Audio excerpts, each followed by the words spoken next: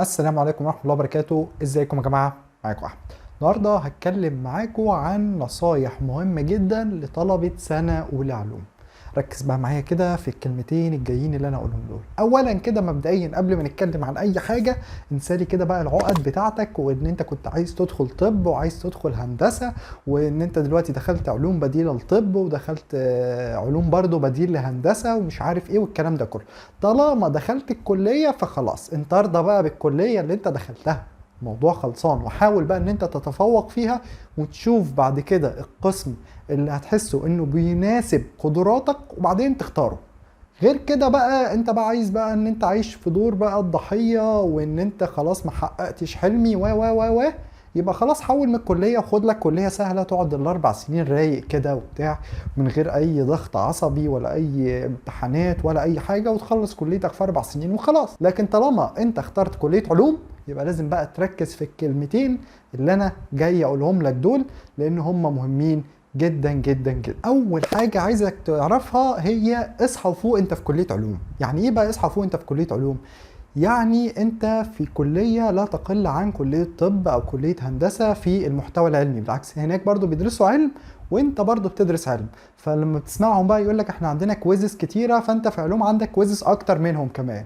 يعني انت عايز اقول لك حاجه مهمه جدا جدا، انت اول اسبوع ليك في الكليه انت بتدرس ما بتعملش حاجه، تبدا بالاسبوع التاني تلاقي عندك الكويزات ابتدت تيجي، وابتديت بقى تلعب في درجاتك اللي هتحدد بعد كده القسم اللي انت عايز تخشه، وهتحدد بعد كده بقى ان شاء الله لما تتخرج الجي بي اي بتاعك. فانت لازم تصحى وتفوق. انت داخل كليه علوم، انت مش داخل تهزر او مش داخل تلعب، لا انت داخل كليه بتقدم علم بجد، والعلم ده بيحتاج مذاكره، ما بيحتاجش لعب، ما بيحتاجش حاجه. فتقول لي طب ماشي يا ابو حميد، يعني انا المفروض اعمل ايه؟ المفروض ان انت اللي انت تعمله ان انت تركز كده وتهدى وتنسى الحياة اللي انت كنت فيها في المدرسة وتفكر في حياة جديدة اللي هي كلية علوم. ودي اول نصيحة ليك، انسى كل اللي فات وركز في كل اللي جاي. يعني ايه؟ دعونا ننسى أخطاء الماضي ونعمل أخطاء جديدة. تاني حاجة بقى يا معلم، هي هتلاقي الدنيا كلها عاملة زي الجاوسيان ديستريبيوشن. الجاوسيان ديستريبيوشن ده انت هتلاقي الناس كلها جوه الجاوسيان ديستريبيوشن ده. طب هتقولي ازاي يعني؟ مش فاهم. بص يا سيدي، هتقابل 3 فئات في الكلية. اول فئة في ناس كده اللي هي الفئة بتاعت قاعدين 5 سنين بقالهم في الكلية، واللي بقاله 7 سنين، واللي بقاله 20 سنة. تقول لي بقاله 20 سنة؟ انا شفت ناس بقالها 20 سنة في الكلية، لاسباب طبعا مختلفة، يعني ممكن عندهم ظروف او بس في ناس فعلا كسرت ال10 سنين في الكلية، الأسباب طبعا. وفي ناس اللي هي بتجيب مقبول، ودي برضو فئة. بس الفئتين دول فئتين قليلين قوي، فدول ايه أقل حاجة. لكن معظم الناس اللي في علوم أو اللي اتخرجوا من علوم هي أو الفئة اللي هي موجودة ما بين الجيد والجيد جدا، يعني هم جيد جدا.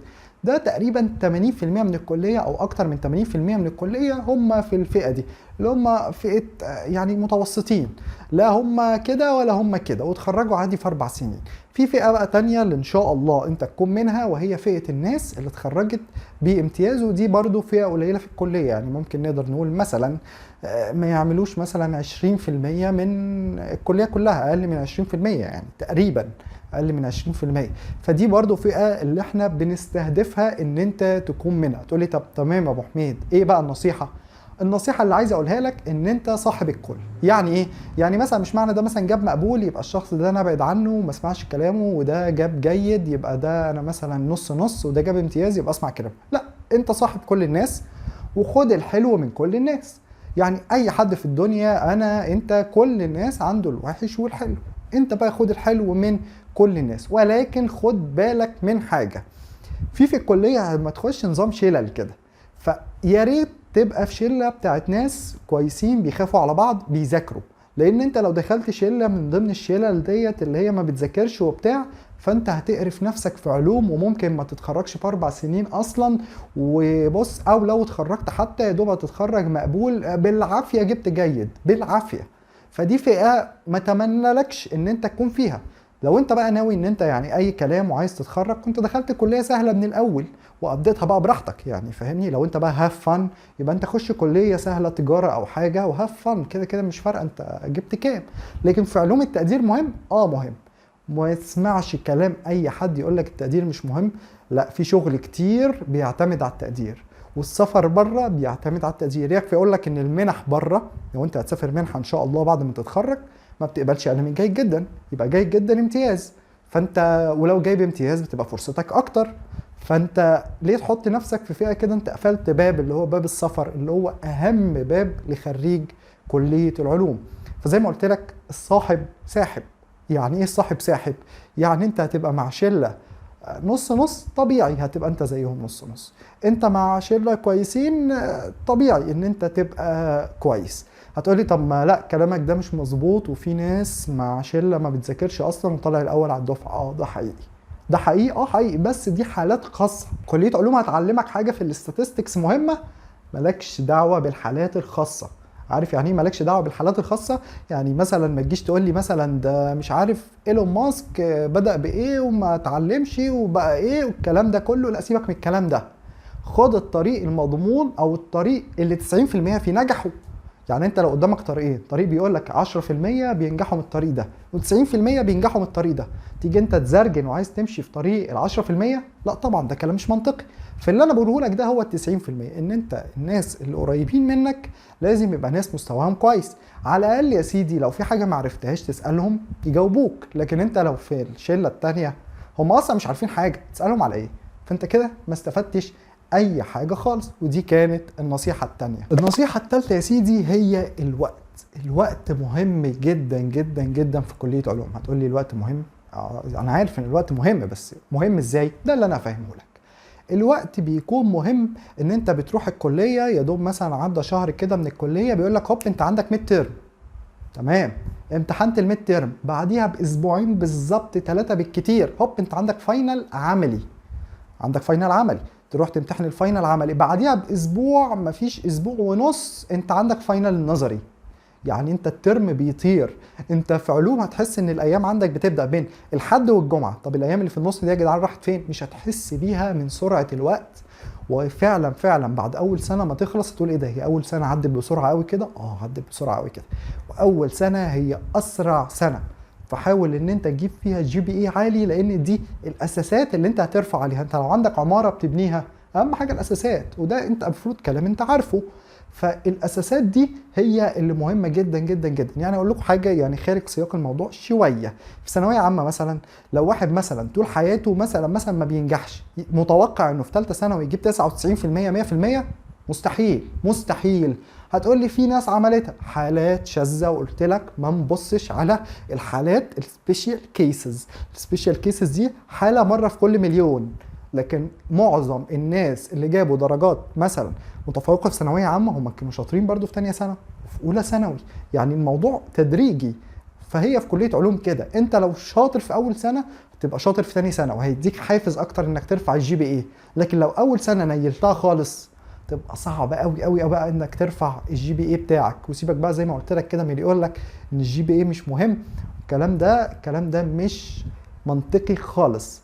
ففي نصيحه بقى المهمه اللي انا عايز اقولها لك هي don't waste your time. يعني ايه don't waste your time؟ هتلاقي دايما قدامك في الكليه مغريات كتير قوي قوي قوي، كانك بالظبط داخل كده مكان كله مغريات. هتعمل ايه؟ هتلاقي مثلا الناس اللي بعد الكليه قاعدين مع بعض وعمالين يتكلموا ها وبتاع، وبعد الكليه بيضيع ساعتين 3. طب الساعتين 3 ده كل يوم يضيعهم، ده لو كان ذاكر ماده فيهم كان تفوق جاب 100%. لكن لا طبعا مستحيل. يقول لك يا عم مش عارف ايه. انا ما بقولكش ما ترفهش عن نفسك، لا رفه، ولكن في المعقول وفي المحسوب. لما تكون مخلص اللي عليك ساعتها رفه على نفسك. لكن ما تكونش انت بقالك اسبوعين ما بتذاكرش وتقول لي عايز ارفه عن نفسي، وانت عملت ايه اصلا عشان ترفه عن نفسك؟ يعني انا اللي اعرفه اللي بيرفه عن نفسه ده عمل حاجه صعبه قوي قوي واستنزفته جامد قوي قوي قوي، فقال لك انا عايز بقى ارفه عن نفسي. لكن انت عملت ايه اصلا عشان تقول لي ارفه عن نفسي؟ فدي اول فئه. تاني فئه برضو الناس اللي بتنضم ليه مثلا ستودنت اكتيفيتيز، اتحاد الطلبه، الكلام ده كله مش مهم ومش هيفرق معاك بعد كده في سوق العمل في حاجه، ولا بعد التخرج، ولا في التقدير، ولا في اي حاجه. فالموضوع ده برضو انا بشوف لو انت بتضيع في الستودنت اكتيفيتي ده ساعتين بس في اليوم، فانت بتضيع وقت كبير قوي من عمرك على مدار الترم، اللي بالمناسبه لو انت ذاكرته كان ممكن يفرق معاك في التقدير من جيد جدا لامتياز. يفرق في الدرجه دي؟ يفرق. فانت ما تخشش حاجه في سنه اولى ما تهمكش. لكن مثلا لو انت في علوم القاهره هتلاقي مثلا عندك احيانا فرص ان انت تدخل الفريق العلمي، ماشي، وقتها خش الفريق العلمي لما تعمل حاجه اسمها بابليكيشن، يعني تنشر بحث في اسمك او انت ساهمت في نشر بحث في اسمك. ده حاجه قويه جدا جدا في السي في بره، خصوصا لو انت ناوي على سفر. ساعتها اقول لك خش وضيع ساعتين من اليوم، لكن مش شغل اي كلام بقى والكلام بقى بتاع التيمات ده ونقعد نتكلم ونعمل ميتنج واونلاين ميتنج والكلام ده. طب تضيع من وقتك. وزي ما قلت لك الوقت مهم جدا جدا في كلية علوم، ده اتمن حاجة ليك في الكلية. فباختصار النصيحة الثالثة بتقول لك don't waste your time. هتقولي طب تمام يا ابو حميد، انا كل ده كلام نظري، انا عايز حاجه عمليه. انا الكلام ده كله نظري ممكن اي حد من اي كليه يقوله لي، لكن انا عايز حاجه بقى عمليه. اعمل ايه؟ بص، انا هقول لك خبراتي ان انا كاحمد انا اتخرجت بامتياز مع مرتبه الشرف. هقول لك خبراتي اللي انا عملتها ونجحت معايا، وممكن طبعا في خبرات تانية ممكن ناس تانية تقولها لك، طبعا ممكن، ولكن انا بقول لك على حاجات انا نفسي مجربها. انا قسمت الحاجات دي في 4 ملاحظات، يعني دول الملاحظات اللي من الاخر. بص بقى يا سيدي، اول ملاحظة هي عمل جدول بمواعيد. يعني ايه جدول بمواعيد؟ بص بقى يا سيدي، جدول بمواعيد يعني مثلا خلينا نفترض ان انت عملت جدول كده، انا اليوم الفلاني بروح محاضرة من 8 ل 2 برجع الساعة 2، واليوم ده برجع الساعة 4، واليوم ده برجع الساعة 8، واليوم ده كذا كذا. عملت الجدول الدراسي ده خلاص. جنبه بقى، جنبه تبدأ تكتب المواد اللي انت هتذاكرها في كل يوم. مش بس كده، انا قلت لك بايه؟ بمواعيد. يعني تكتب مثلا انت، خلينا نفترض نعمل كروكي كده، انا يوم الاحد كأحمد برجع الساعة 3، رجعت الساعة 3، دخلت اتوضيت صليت اكلت، عاملين ايه مش عاملين ايه، هبدأ مذاكرة الساعة 4، من 4 للساعة 7 مثلا، فانا بذاكر المادة الفلانية، ما بتحركش حرفيا. طيب من 7 مثلا ممكن اخد بريك مثلا نص ساعة كده او ساعة يا سيدي، وبعدها ابدأ من الساعة 8 للساعة 10 مثلا. من 8 ل 10 انا بذاكر مادة اخف شوية، ودايما تختار المواد التقيلة هي اللي تذاكرها في الاول، والمواد الخفيفة اللي تذاكرها في الاخر، وكذلك المواد الاكثر اهمية الاول والمواد الاقل اهمية في الاخر. يعني ما تجيش مثلا تسيب مادة زي الفيزياء تروح تذاكر مادة زي حقوق الانسان اللي بتاخدها في علوم، لا، الاهم هي الفيزياء، ولكن ما تهملش مادة حقوق الانسان، ولكن هي مهمة. فأول حاجة ليك هي عمل جدول بتوقيتات. هتقولي طب أنا في يوم برجع فيه الساعة 8 وعلى ما اكل وبتاع مهدود حيلي من الساعة 8 الصبح بتبقى الساعة 9، هذاكر فيه؟ لا طبعا ما نذاكرش فيه، أو لو حتى ذاكرت فيه نص ساعة يبقى كتر خيرك. ده طبيعي. أجل اليوم ده لأيام اللي ما بتنزلش فيها الكلية. أنت أكيد الجمعة ما بتنزلش الكلية، فاليوم ده مثلا مذاكرته خليها يوم الجمعة، وأحيانا ممكن جمعة وسبت ما تنزلش الكلية، فهتلاقي عندك يومين مثلا متكربسين، اجل اليوم المتكربس التاني ده اليوم السبت. ولكن احذر من انك انت ما تعملش توقيتات، لانك لو ما عملتش توقيتات قلت مثلا انا اليوم الفلاني اللي هو يوم الاثنين مثلا على سبيل المثال انا هذاكر ماس وهذاكر كيمستري. الماس والكيمستري دول انت قلت هتذاكرهم، ما قلتش هتذاكرهم امتى بقى، تفضل بقى لحد ما العيشه تقدن وتلاقي اليوم بيضيع منك، يلا بقى نذاكر ويلا بقى تلاقي نفسك لا ذاكرت ده ولا ذاكرت ده، واليوم ضاع عليك. وزي ما قلت لك في علوم اليوم بيبدأ الحد، تلاقي اليوم اخر اليوم بقى الجمعة. فانت الوقت مهم جدا جدا جدا، ودي كانت اول نصيحة عملية اقولها لك. تاني نصيحة يا سيدي هي وانت في المحاضرات. انت في المحاضرات في والله مدرستين، انا كنت من اول مدرسة وفي مدرسة تانية هقولها لك بقى. اول مدرسة ده لو انت واحد خطك مش حلو وزي حالاتي كده، اللي خطه مش حلو زي حالاتي ده يا سيدي بيكتب ورا الدكتور نقش فراخ، ما تعرفش تقرا خطه اصلا، يكتب ورا الدكتور تك تك تك زي ما انا كنت بعمل كده. يعني ممكن لو واحد جه يبص على اللي انا بكتبه يقول لي ايه ده يا ابني انت مش كاتب حاجه، الكلام ده. بس اعمل ايه بقى لما اروح البيت؟ عندي كشكول لكل ماده، او مثلا لو عندي كشكول جامبو مثلا مقسمه 3 مواد، اول سيكشن ده بتاع الماده الاولى اللي انا المفروض خدتها النهارده ابدا بقى ابيضها واكتبها حلو، واجيب مثلا السلايد مع الدكتور مع اللي انا كاتبه وابدا اقارن، هو قال الحته دي في السلايد وكاتبها، اكتب. الحته دي ما قالهاش، اكتبها برضو، اكتبها. ليه؟ جايز الدكتور نسيها. واوعى تفكر التفكير الساذج اللي هو الدكتور ما قالهاش يبقى الدكتور مش هيجيبها في الامتحان، لا، ده في دكاتره ما بتقولش اصلا وبتجيب كل اللي ما قالتوش في الامتحان، ما تجيبش اللي ما قالتوش اصلا، يعني كل اللي ما قالتوش هو اللي يجي في الامتحان. فاوعى تفكر التفكير الساذج ده خالص. طيب خلصت بقى وقارنت وبتاع وعملت تبييض 100 تعمل ايه؟